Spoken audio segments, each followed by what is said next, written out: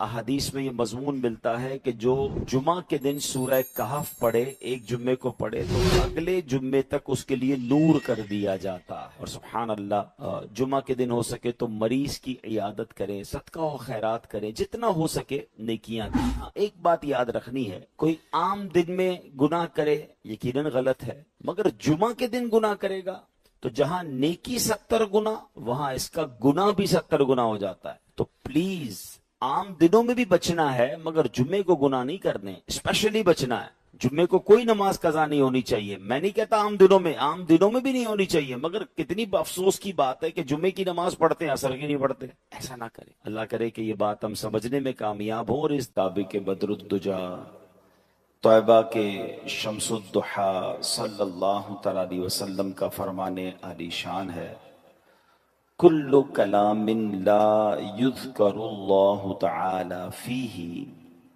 फयुब्दअु बिही व बिस्सलाति अलैया फहुवा अक़तअु ममहूकुम मिन कुल्ली बरका। मेरे आका फरमाते हैं, हर वो बात जो अल्लाह पाक के जिक्र और मुझ पर दुरूद पाक भेजे बगैर शुरू की गई, वो हर बरकत से महरूम और खाली है। हमें कोशिश करनी चाहिए, जब भी कोई बात करने लगे, कहीं कोई आपकी कोई मीटिंग है, अल्लाह का कुछ जिक्र कर लें, कुछ दुरूद पाक पढ़ लें।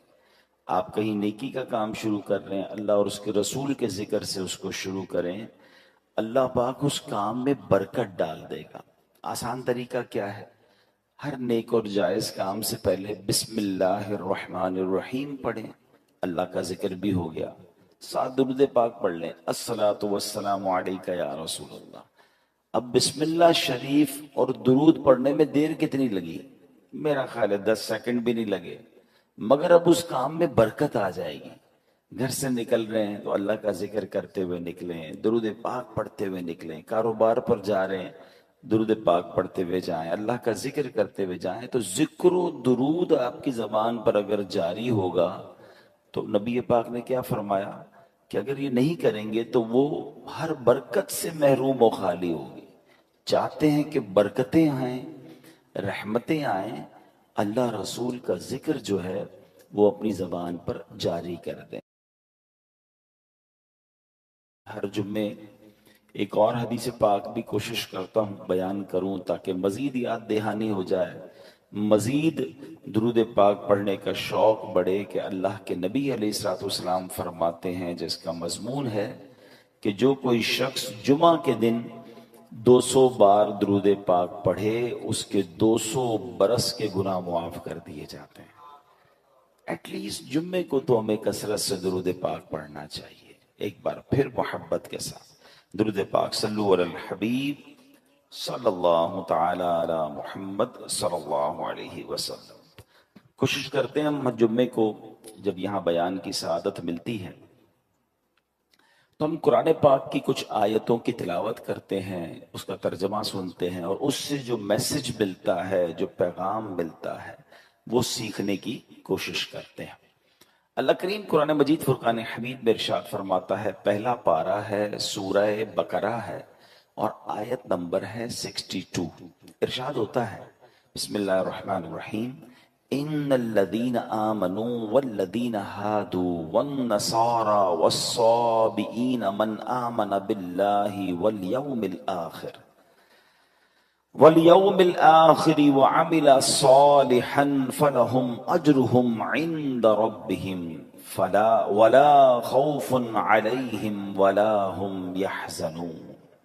अब इस आयत का तर्जमा क्या है?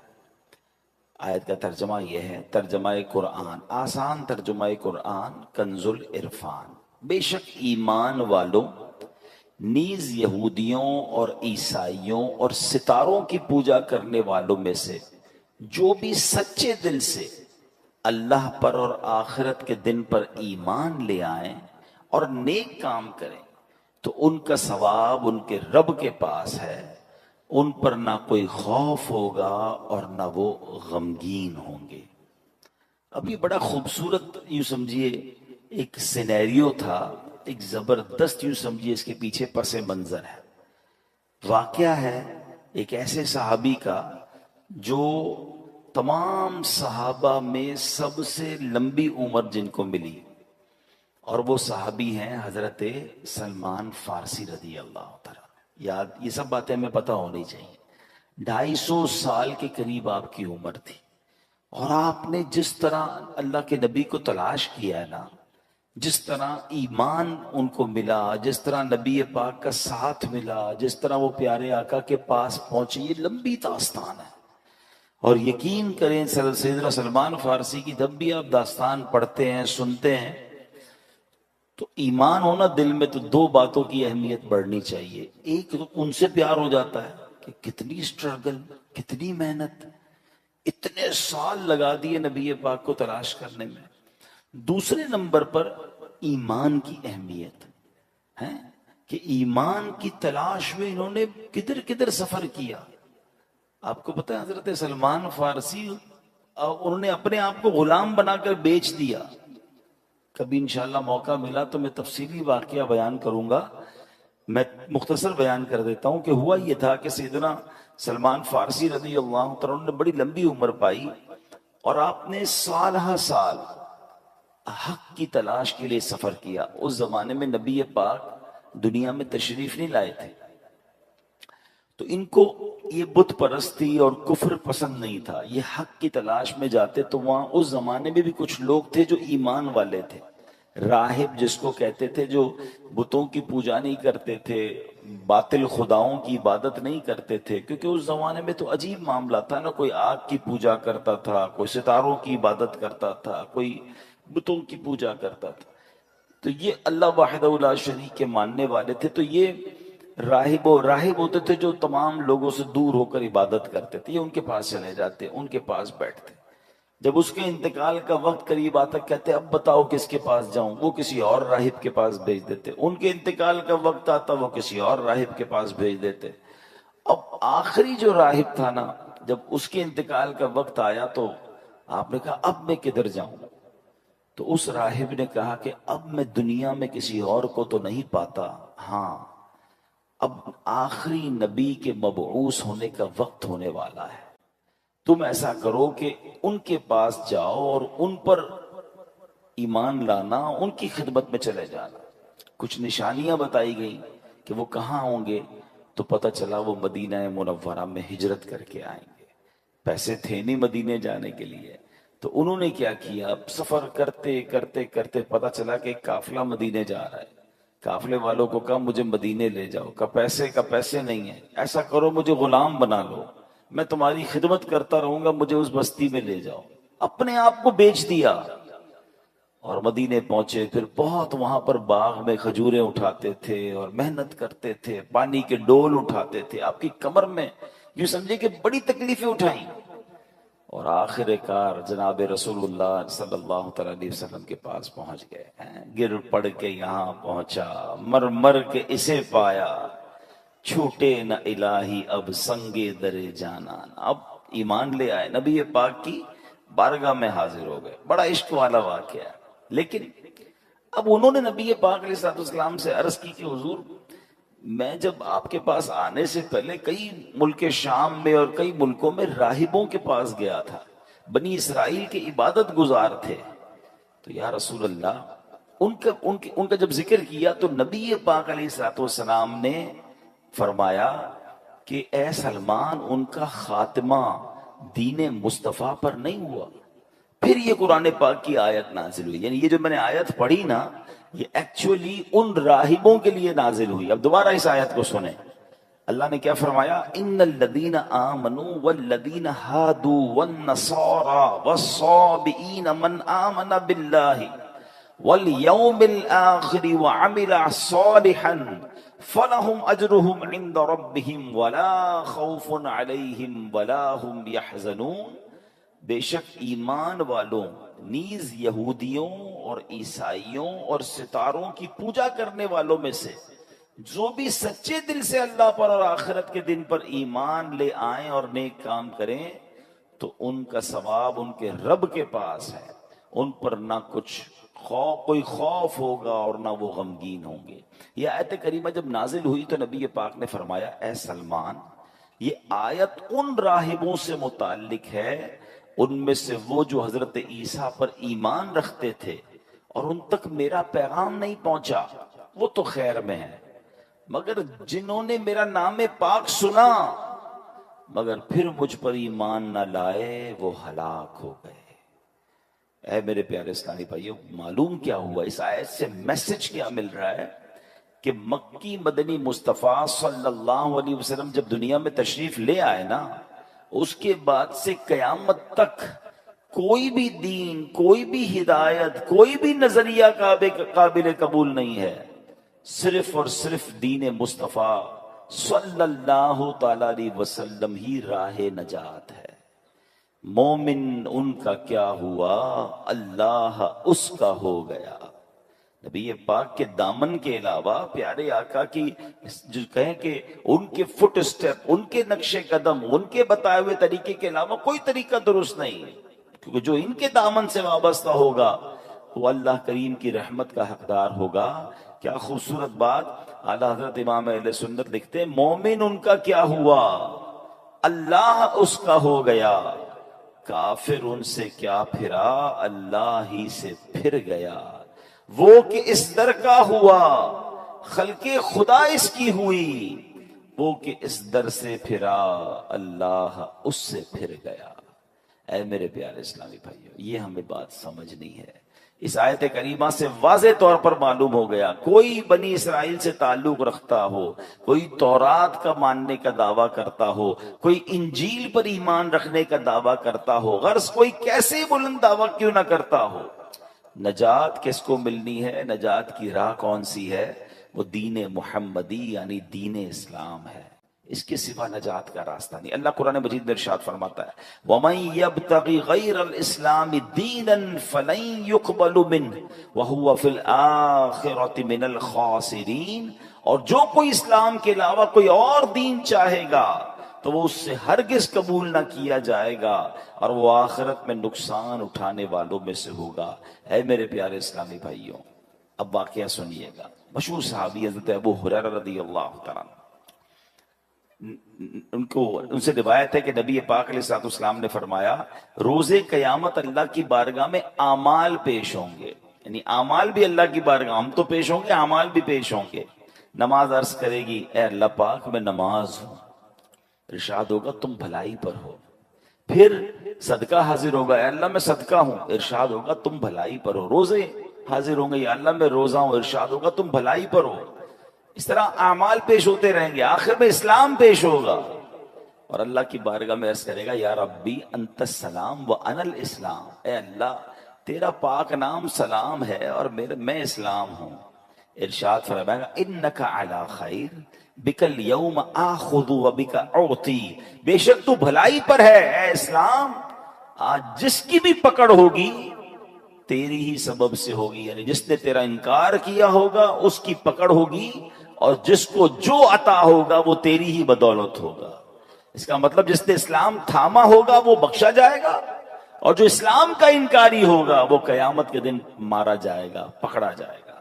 میرا یہ بیان چونکہ پوری دنیا میں سنا جاتا ہے، ابھی بھی سن رہے ہوتے ہیں، بعد میں بھی لوگ سنتے ہیں، اگر میرا کوئی ایسا ویور ہے جو مسلمان نہیں ہے، جو اللہ کو، اس کے حبیب علیہ الصلوۃ والسلام کو ماننے والا نہیں ہے، آج قرآن کی آیتوں کے ذریعے میں آپ سے عرض کر رہا ہوں، ایک ہی دین جو اللہ کی بارگاہ میں مقبول ہے، نبی پاک کے آنے کے بعد اب کوئی راہ نجات نہیں ہے، آپ اسلام میں داخل ہو جائیں، اللہ آپ کو اسلام پر استقامت دے۔ ہم جو ایمان والے، اللہ ہمیں بھی ایمان پر استقامت دے، کہ ایمان ہی راہ نجات ہے۔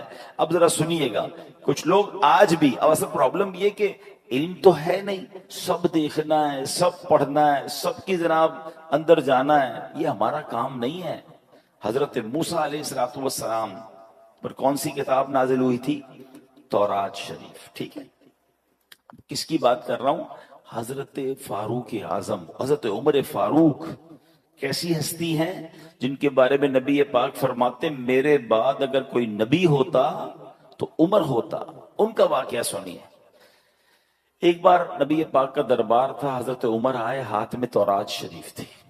حضرت عمر نے نبی پاک کے پاس بیٹھ کر تورات پڑھنا شروع کر دی۔ توجہ پیارے آقا علیہ الصلوۃ والسلام کی طرف نہیں گئی، بلکہ تورات پڑھنا شروع کر۔ جیسے جیسے آپ تورات پڑھتے جاتے تھے نا، میرے آقا کے چہرے کا رنگ بدلتا گیا، جلال شریف، نبی پاک کے چہرے پر جلال کی وجہ سے رنگ بدلتا گیا۔ حضرت ابوبکر صدیق نے حضرت عمر کو روکا، ہے عمر، نبی پاک کا چہرہ تو دیکھو، پیارے آقا کے چہرے کو تو دیکھو۔ حضرت عمر نے جیسے ہی نبی پاک کے چہرے کی طرف دیکھا تو جلال کی کیفیت، فوراً تورات شریف بند کیا، نبی پاک سے معافی کے طلبگار ہوئے۔ اب سنو اللہ کے حبیب علیہ الصلوۃ والسلام نے کیا فرمایا، فرمایا اس ذات کی قسم جس کے قبضہ قدرت میں میری جان ہے، اگر حضرت موسیٰ بھی خود ظاہری زندگی کے ساتھ دوبارہ دنیا میں تشریف لے آئیں، تم مجھے چھوڑ کر ان کی پیروی کرو گے تو سیدھے راستے سے بھٹک جاؤ گے۔ اگر اب حضرت موسیٰ ظاہری زندگی کے طور پر واپس آ جائیں تو وہ بھی ضرور میری ہی پیروی اختیار کریں گے۔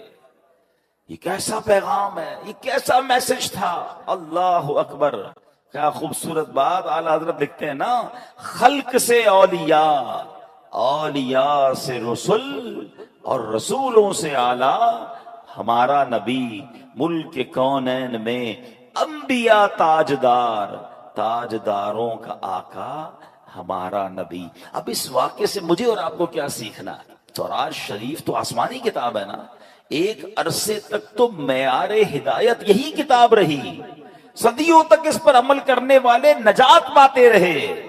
وہ بلند شان والی کتاب ہے جس پر عمل کر کے اونچے مقامات لوگ پایا کرتے تھے، جس پر عمل کی برکت سے بنی اسرائیل فتح پاتے تھے، اللہ پاک کی رحمتوں کے حقدار بنتے تھے۔ تو جس تورات کو پڑھنا بھی ثواب تھا، جس کو دیکھنا بھی ثواب تھا، مگر جب نبی پاک تشریف لے آئے، محبوب ذیشان صلی اللہ تعالی علیہ وسلم تشریف لے آئے، پھر کیا ہوا؟ آپ نے اعلان نبوت فرما دیا۔ اب تورات راہ نجات نہ رہی، اس پر عمل منسوخ ہو گیا۔ اب غور کریں، جب پچھلی آسمانی کتابوں کے بارے میں یہ اصول ہے، یہ حکم ہے، تو اب جو نئے نئے فتنے اٹھ رہے ہیں، نئے نئے طریقے ایجاد ہو رہے ہیں، نئے نئے فارمولے لوگ لے کر آ رہے ہیں، ذرا غور کیجئے وہ کیسے راہ نجات ہو سکتے ہیں، وہ کیسے ہدایت کے راستے ہو سکتے ہیں۔ آج لوگ کہتے ہیں میں سب کو سنتا ہوں، میں ذرا غیر مسلموں کے بھی کلپس دیکھ لیتا ہوں، میں ذرا بد مذہبوں کی باتیں بھی سنتا ہوں، میں ان کے دلائل بھی پڑھتا ہوں، اپنا قرآن پڑھا نہیں ہے، اپنے دین کے بارے میں کچھ پتا نہیں ہے، اور ان لوگوں کی باتیں سننی ہے۔ مجھے بتاؤ ہم سے کتنا زیادہ حضرت عمر کا علم ہوگا؟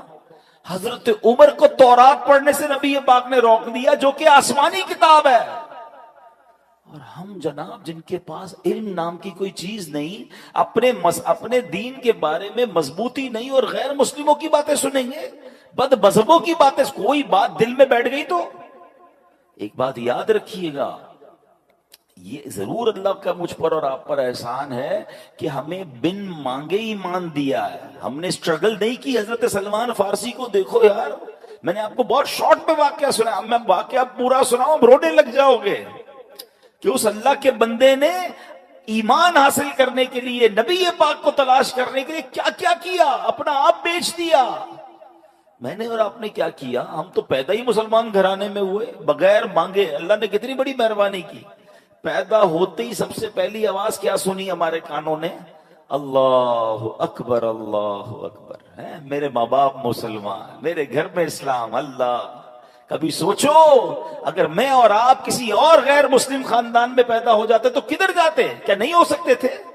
کیا آج دنیا میں عیسائیوں کے بچے پیدا نہیں ہوتے؟ غیر مسلموں کے گھر میں بچے پیدا نہیں ہوتے؟ مجھے کیوں مسلمان گھرانے میں اللہ نے پیدا کیا بن مانگے؟ یہ کتنا بڑا اللہ کا احسان ہے۔ اچھا پھر ایک اور احسان، چلے ایمان والا بنایا، اللہ کی بڑی مہربانی ہے، اللہ تیرا شکر، مگر مجھے حضرت موسیٰ کا امتی بھی تو بنا سکتا تھا، حضرت عیسیٰ کا امتی بھی تو بنا سکتا تھا، اس زمانے میں بھی تو لوگ پیدا ہوئے تھے، یہ میں آخری نبی علیہ الصلوۃ والسلام کی امت میں پیدا ہو گیا، یہ کتنی بڑی مہربانی ہے۔ میں خدا کی قسم صحیح بتاؤں نا، صرف میں اور آپ ساری زندگی اسی بات کا شکر ادا کرتے جائیں تو زندگی ختم ہو جائے، شکر ادا نہیں ہو سکتا۔ کتنا بڑا مجھ پر احسان کر دیا، میری خوش قسمتی میں تیرا امتی، امتی تیری قسمت پہ لاکھوں سلام. یہ اللہ نے ہم پر مہربانی کی نا. لیکن اب ایک بات آپ سمجھ جائیے، ایمان والے تو بن گئے، مسلمان گھرانے میں پیدا تو ہو گئے، but we have no guarantee کہ ہم مسلمان ہی مریں گے. ہاں، ایمان بندہ قبول بھی کر سکتا ہے، اور بدقسمتی سے بدبختی غالب آ جائے تو اس کا ایمان اس سے چھن بھی سکتا ہے. ایمان کی فکر کرنی ہے، ایمان کی حفاظت کی دعائیں کرنی ہے. پوری دنیا میں آج کہا جاتا ہے کہ سب سے زیادہ جو موسٹ گروئنگ ریلیجن ہے نا، سب سے زیادہ پھیلنے والا مذہب اسلام ہے. بہت اچھی بات ہے، مگر مسلمان بھی غیر مسلم ہوتے ہیں. اس کی بھی ہمیں فکر کرنی ہے، دعائیں کرنی ہیں. تو اس یہ کیسے ہو سکتا ہے؟ جب آپ سب کی سنیں گے، آپ غیر مسلموں کو بھی سنیں گے، آپ بد مذہبوں کو بھی سنیں گے، آپ ان سے دوستیاں لگائیں گے، کیا پتا ان کی کون سی بات. اب تو سنا ہے، پتہ نہیں، میں مذہبوں کے نام نہیں لیتا، مگر مختلف تہواروں میں مسلمانوں کے بچے جا رہے ہیں، آپس میں تحفے دیے جاتے ہیں. بھئی تحفہ کیوں آیا؟ تو فلاں مذہب والوں کی عید ہے، فلاں مذہب والوں کا تہوار ہے. ہم مسلمان کلمہ پڑھنے والے، جو بندہ میرے رب کو نہ مانے، میرے نبی کو نہ مانے، میں ان کے تہواروں میں کیسے شرکت کر سکتا ہوں؟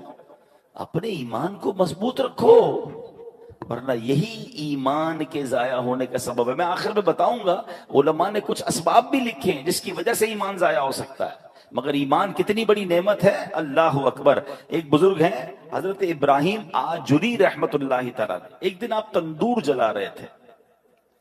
اتنے میں بنی اسرائیل سے تعلق رکھنے والا ایک غیر مسلم وہاں آ گیا.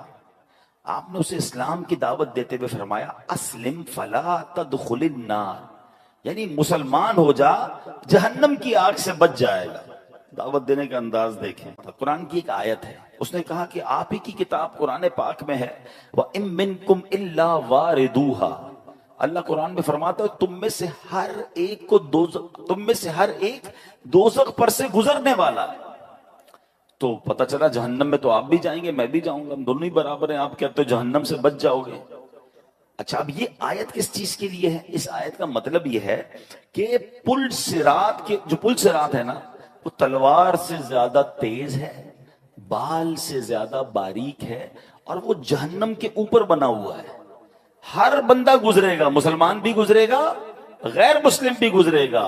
انشاءاللہ ایمان والا خیر سے گزر جائے گا، کافر کٹ کے جہنم میں گر جائے گا. فرق یہ ہے، گزرنا تو ہے. اب ان بزرگ نے جب یہ آیت سنی نا، اللہ والے تھے، ایمان والے تھے، انہوں نے کہا اچھا ایسا کرو، ذرا اپنی چادر دو. اس کی چادر لی اور اپنی چادر اتاری، دونوں چادر لپیٹی. گھر میں ایک تندور تھا، آگ جل رہی تھی، آپ نے وہ چادر اس میں دونوں ڈال دی. تھوڑی دیر بعد خود تندور کے اندر اترے اور چادر باہر نکالی، دونوں چادریں لپٹی ہوئی تھیں. غیر مسلم کی چادر جل کر راکھ ہو گئی، ان کی چادر ویسی سلامت. خود تندور میں اترے، واپس آئے، آگ نے اثر نہیں کیا. کہ یہ فرق ہے، آگ میں غیر ایمان مسلمان بھی جائے گا، ایمان والا بھی جائے گا. انشاءاللہ جہنم کی آگ ایمان والے کو کچھ نہیں کہے گی. یہ دیکھنا تھا وہ غیر مسلم کلمہ پڑھ کر مسلمان ہو گیا. تو یہ فرق ہے. ایمان ہوا انشاءاللہ، انشاءاللہ ایمان سلامت لے کر جانا ہے نا. اچھا، یہی بات اللہ نے قرآن میں فرمائی. Try to understand. جب ہم اس طرح کی باتیں کرتے ہیں نا تو لوگ کہتے ہیں یار یہ پتہ نہیں کیسے کہہ رہے ہیں ایمان جا سکتا ہے، اللہ نے مسلمان بنا دیا اب تو گارنٹی ایمان والے ہو گئے. نہیں، اللہ کے نبی کی دعائیں ہیں. پیارے آقا دعا کیا کرتے، یا مقلب القلوب ثبت قلبی علی دینک. کیا مطلب ہوا اس کا؟ دلوں کو پھیرنے والے، میرے دل کو اپنے دین پر ثابت قدمی عطا فرما. کون دعا کر رہا ہے؟ جس کے صدقے ایمان ملا ہے. پڑھتے ہو نا نعت میں شعر، تیرے صدقے میں آقا سارے جہاں کو دین ملا. وہ دعا کر رہے ہیں ہماری تربیت کے لیے کہ دل بدلتا ہے.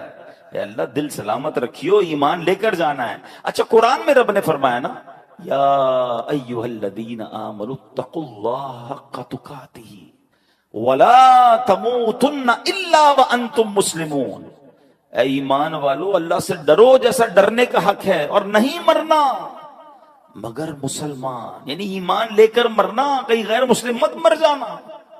قرآن کا یہ پیغام بتا رہا ہے کہ ایمان والا بھی بے ایمان ہو سکتا ہے، ایمان والے کا بھی ایمان چھن سکتا ہے. تو اے میرے پیارے اسلامی بھائیوں، آج سمجھنا یہ ہے کہ اپنے ایمان کی حفاظت کرنی ہے. ایمان ہے تو سب کچھ ہے. نبی پاک کی راہ کے علاوہ، پیارے آقا کے طریقے کے علاوہ کوئی طریقہ نہیں جو راہ نجات ہو. ادھر ادھر لیفٹ رائٹ نہیں جانا ہے. اپنے ایمان پر، اپنے دین سے محبت بھی کریں. انفارچونیٹلی ایسا بھی ہو گیا جو خاص طور پہ غیر مسلموں ملکوں میں رہتے ہیں، یہ ذرا بہت زیادہ ایلیٹ کلاس ماڈرن طبقے میں جانا آنا ہے، ہمیں بھی پتا ہے. وہ ادھر جا کے اپنے آپ کو مسلمان کہتے ہوئے شرما رہے ہوتے ہیں، اپنے اسلامی طریقوں پر عمل کرتے ہوئے شرما رہے ہوتے ہیں. اچھا ادھر سے کوئی اٹیک ہو اسلام کے اوپر، اسلام کے طریقے پر، تو خود ہی ان کی باتوں پہ ہاں میں ہاں ملا رہے ہوتے ہیں.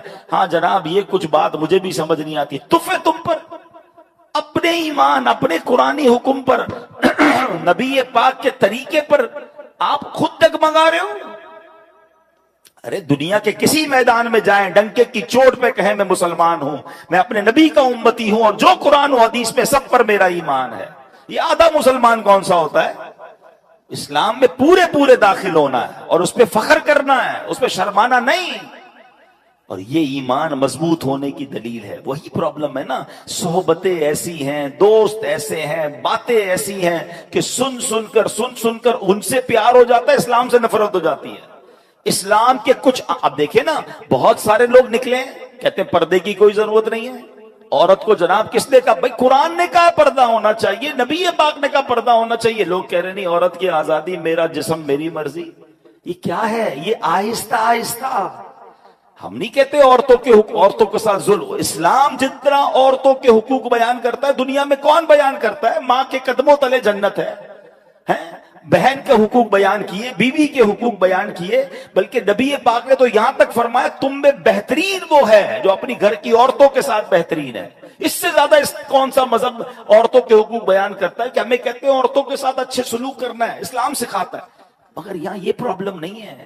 یہاں ایکچولی آہستہ آہستہ اسلام دل سے نکالنا ہے، قرآن دل سے نکالنا ہے. حدیث یہ ایک بات نہیں، ایسی بہت ساری باتیں آئیں گی، آپ پڑھتے جائیں. کچھ آتے ہیں دانشور کے نام پر جو ٹی وی پہ آئیں گے، سوشل میڈیا پہ آئیں گے اور آپ کو سمجھائیں گے کہ قرآن کی یہ بات ٹھیک نہیں ہے، اس پہ عمل نہیں کرنا چاہیے، اس کا مطلب تو کچھ اور ہے. یہ پلاننگز ہیں. اور قرآن نے کیا کہا کہ اللہ اور اس کے رسول کے پر جو ایمان لائے گا، اللہ پر جو ایمان لائے گا وہی نجات پانا ہے، اس کے علاوہ نجات نہیں ہے. اے میرے پیارے اسلامی بھائیوں، اگر ہمیں بچنا ہے جہنم کی آگ سے، ہمیں بچنا ہے آخرت کے عذاب سے، تو اپنے ایمان کی حفاظت کرنی ہے. ایک بار نبی پاک علیہ الصلوۃ والسلام، دیکھیں پیارے آقا کی کیا شان. اس زمانے میں نبی پاک نے سمجھایا، ایسا لگتا ہے یہ آج کے لیے کیسی پیاری بات ہے. پیارے آقا نے ایک سیدھی لکیر کھینچی، پھر ایک رائٹ سائڈ پہ لکیر کھینچی، اور پھر لیفٹ سائڈ پہ خط لکیریں بنائی، اور پھر درمیان والی لکیر پر ہاتھ رکھ کر کیا فرمایا؟ دائیں بائیں والی لکیروں پر فرمایا ہادہی سبل الشیطان، یہ شیطان کے راستے ہیں. اور درمیان والی لکیر پر فرمایا وَأَنَّ هَذِي صِرَاطِي مُسْتَقِيمًا فَاتَّبِعُوهُ، اور یہ کہ یہ میرا سیدھا راستہ ہے تو اس پر چلو. قرآن کی آیت تلاوت کر کے سمجھایا کہ سیدھا راستہ اللہ اور اس کے رسول کا راستہ ہے. امام ابو محمد رحمت اللہ تعالی علیہ فرماتے 3 عبادت گزار لوگ تھے، زاہد تھے، حج پر گئے اور جاتے جاتے راستے میں غیر مسلموں کی بستی میں قیام کیا. اب ان تینوں میں سے ایک کی نظر ایک غیر مسلم لڑکی پر پڑی جو بڑی خوبصورت تھی. اس کی طرف اس کا دل مائل ہو گیا. پہلے کے زمانے میں قافلے اونٹوں پر، گھوڑوں پر بہت لمبا سفر ہوتا تھا. اب صبح ہوئی تو سفر کا وقت ہے، اس نے کہا دونوں کو اگر تم جاؤ میں ذرا پیچھے آتا ہوں. وہ دونوں تو حج پہ روانہ ہو گئے. یہ بندہ اسی بستی میں رک گیا. اس عورت کی طرف اس کا دل آ گیا. عورت سے اس نے بات کی کہ میں تم سے شادی کرنا چاہتا ہوں. تو عورت نے کہا کہ میرے والد سے بات کرو. والد کے پاس گیا. والد نے کہا اس کا مہر دو. کہا مہر کیا ہے؟ کہا مہر بہت بھاری ہے. کہا بتائیے میں مہر دے دوں گا. کہا مہر یہ ہے کہ تم غیر مسلم ہو جاؤ، تم اسلام چھوڑ دو. اس بدبخت نے اس لڑکی کے عشق کے چکر میں اپنا دین چھوڑ دیا جو عبادت گزار تھا، حج کو جا رہا تھا. ٹرائی ٹو انڈرسٹینڈ کدھر جا کر ایمان گیا اس کا. حج کے راستے میں شیطان نے ایسا حملہ کیا کہ وہ غیر مسلم ہو گیا. اچھا وہ شادی بھی ہو گئی، اب وہ دوست حج کر کے واپس اسی راستے سے آئے کہ وہ دوست کدھر رہ گیا، حج پہ ہی نہیں آیا. واپس آئے، ڈھونڈتے ڈھونڈتے پتا چلا کہ وہ بندہ تو غیر مسلم ہو گیا تھا، مگر اس دوران اس کا انتقال بھی ہو گیا. یعنی بے ایمانی کی موت مرا. اس کی بیوی کو تلاش کیا، بیوی کو کہا قبر تو دکھاؤ. قبر پر گئے، وہاں دیکھا تو 2 بچے بھی تھے، اس کی بیوی تھی، سب رو رہے تھے. تو بیوی سے جب داستان سنی تو یہ بھی 2 دوست تھے، رونے لگے کہ ایسا ہو گیا، اس کا ایمان ہی چلا گیا، بے ایمان مر گیا. عورت نے پتہ کیا بتایا؟ تو عورت نے کہا آپ کیوں رو رہے ہیں؟ کہا ہم اس کی عبادت کے گواہ ہیں، اس کے زہد اور تقوی کے گواہ ہیں. یہ بڑا نیک تھا، بڑا عبادت گزار تھا، ہمیں افسوس یہ اس کا ایمان چلا گیا. اللہ کی شان دیکھو، جب اس عورت نے اپنے سابقہ شوہر کی عبادت و تقوی کے بارے میں سنا، وہ عورت کلمہ پڑھ کر مسلمان ہو گئی. ہائے ہائے ہائے، یہ اللہ کی خفیہ تدبیر ہے کہ جس عورت کی وجہ سے اس نے ایمان ختم کیا، وہ عورت مسلمان ہو گئی، مگر اس عبادت گزار کا خاتمہ ایمان پر نہیں ہوا. ہم اللہ سے آج جمعے کے دن اس کے گھر میں بیٹھ کر دعا کرتے ہیں، اللہ ہمارے ایمان کی حفاظت رکھنا. اے اللہ ہمیں مرتے وقت کلمہ نصیب فرما، ہمیں برے خاتمے سے بچا. اے اللہ جب قبر میں جائیں اللہ ایمان سلامت لے کر جائیں. یہ دعائیں کرتے رہیں، مال سلامت رہے، کاروبار سلامت رہے، بچے سلامت رہے. پتہ نہیں کتنی دعائیں کرتے ہیں. میں نہیں کہتا نہ کرو، مگر ایمان کی بھی تو دعا کرو نا. سب سے بڑھ کر تو ایمان ہے.